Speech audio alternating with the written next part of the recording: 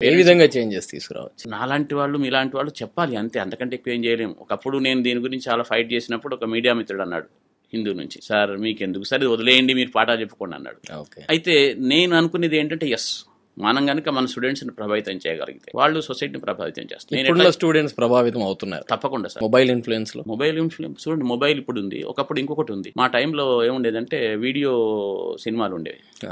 Campus నుంచి పిల్లలు దూకిపోయి ఆ వీడియోలో నాకు ఇప్పటికీ గుర్తు, మా ఫ్రెండ్స్ అంతా పోయి దాని పేరు ఏంటి, ఒక ఈవిల్ డెడ్ అనే సినిమా చూసి వచ్చిన. ప్రాబ్లం ఏంటంటే చూడండి, మొబైల్తో ఇప్పుడు అన్ని చేయొచ్చు కదా, ఎనీథింగ్ యూ కెన్ డూ, అంతే పాజిటివ్ సైడ్ ఎఫెక్ట్. సో దానికి కూడా ప్రాపర్ ఏమంటారు, మనకు కౌన్సిలింగ్, తర్వాత ఒక ఇన్ఫర్మేషన్ చేయడము, పిల్లలతో మాట్లాడడము, ఇవన్నీ ఎక్కడ జరుగుతాయి?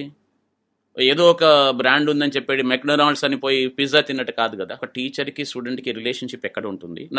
ఫర్ ఎగ్జాంపుల్, ఎంతమంది టీచర్లకి స్టూడెంట్ క్లాసులో ఉన్న పిల్లల పేర్లు తెలిస్తే చెప్పండి. So we should go back to this. ఏంటి, టీచర్కి స్టూడెంట్కి ఒక రిలేషన్షిప్, స్టూడెంట్ గురించి టీచర్ తెలియాలా, టీచర్కి స్టూడెంట్ ఫాదర్ గురించి తెలియాలా, మదర్ గురించి తెలియాలా. ఇది ఎప్పుడు సాధ్యమవుద్ది అంటే, ఒక ఇన్స్టిట్యూషన్స్ ఏవో ఒక డెల్టా లాంటి ఒక 100 ఉండాలా, సంజీవని లాంటి ఒక 200 ఉండాలా. అది that's the right one. Monopoly దీన్ని తగ్గిస్తే